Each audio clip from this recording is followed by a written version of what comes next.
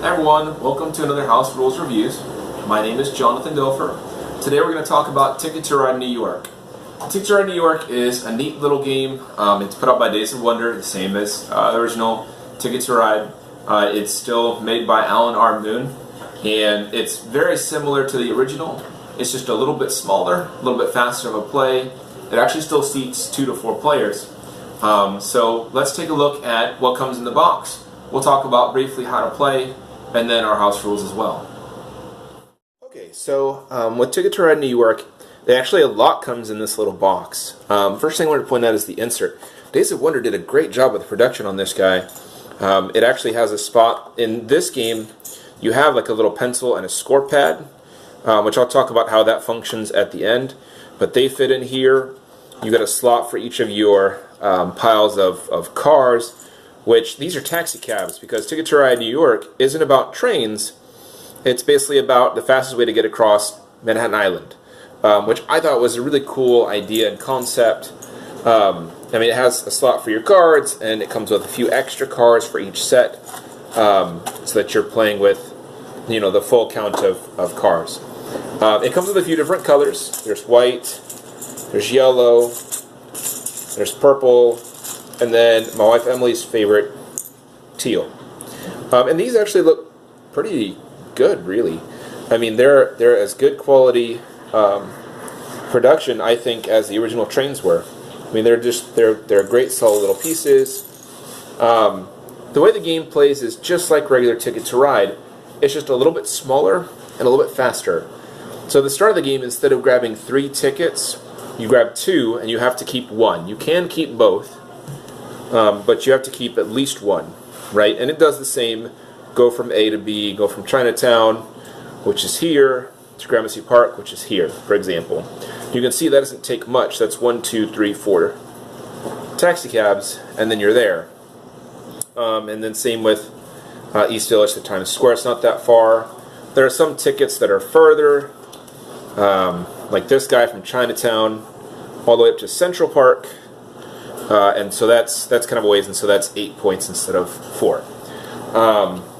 The card-wise, you still have the same colored cards. This is a wild. I love how the wild is the taxi cab.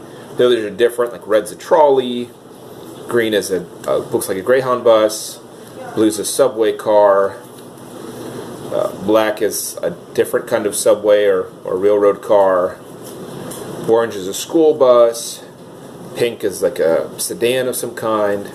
And they did a great job with these, and they're about the same size as the standard Ticket to Ride cards.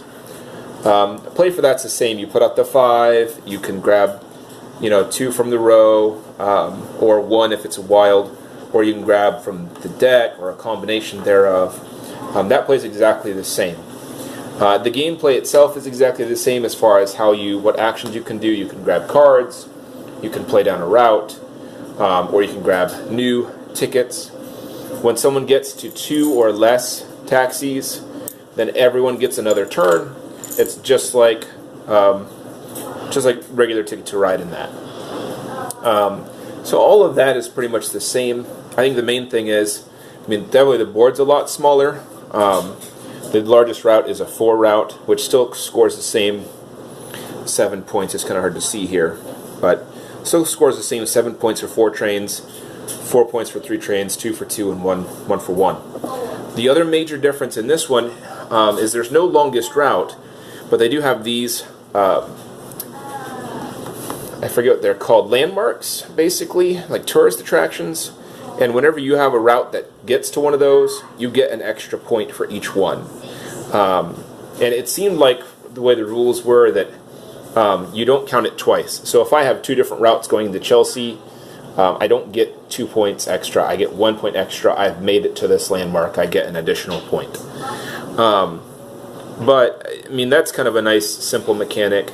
The way the scoring at the end works is you score for your taxis.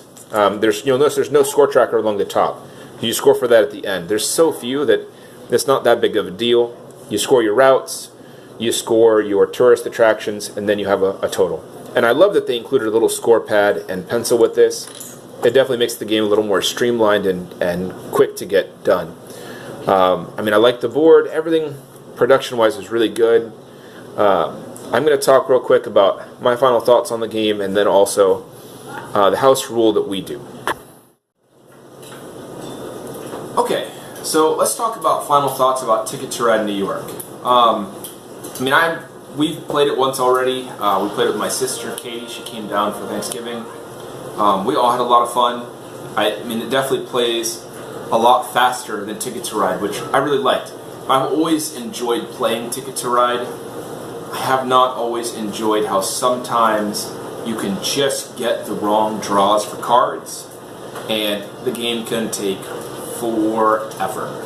If multiple people need those 5 or 6 card routes and no one's getting what they need, that can really stall the original game out. Don't get me wrong, I like the original game, but it has that chance where it can really stall out. This game, because the routes are all smaller, that doesn't really seem to happen.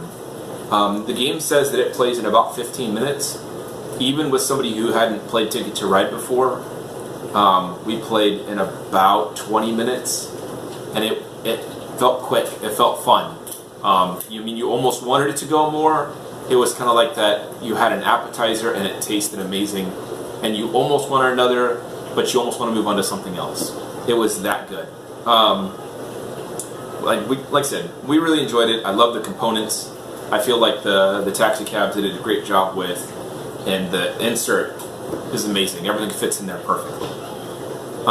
For a house rule, so in original Ticket to Ride, we kind of did the same thing. There is the mechanic where you hold all your tickets. Even if you've completed a ticket, you don't score it till the end of the game. I've never been a fan of that. There are a lot of games like that, and I get why.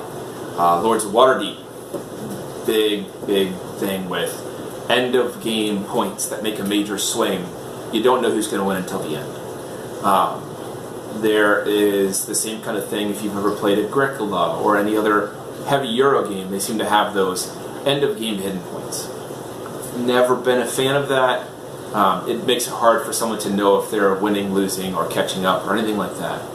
So what we do is when you complete a route, you put it face up in front of you. You don't necessarily score it then, because of this game there's no scoreboard. In original Ticket to Ride, we would score it immediately, because it kind of gives everyone the chance to see where they're at on the board. Oh, I know he's completed 3 or 4 routes. He's at 20 points now. Maybe I should grab some more routes to try to catch up. So that mechanism for us, that's what we change, is when you complete a route, you immediately put it face up and you show everyone to declare it. It makes the game flow a little bit easier, makes end game scoring a little bit easier, and just gives everyone a chance to see how they're doing, where they are, if they need to maybe change their strategy versus just not knowing until the end. So that's our thing. That's what we do. Let me know if you do something different. You like that? You don't like that? If you have any questions? Definitely leave them in the comments below. I'm going to try to put links to our Facebook page and the main YouTube channel in the comments below, because I don't think they worked on the last video. Again, thanks so much for watching, and look for the next video, which will be about the Queen game Parfum, which we also got Black Friday shopping. We'll talk about that again soon. Thanks so much. Have a great day.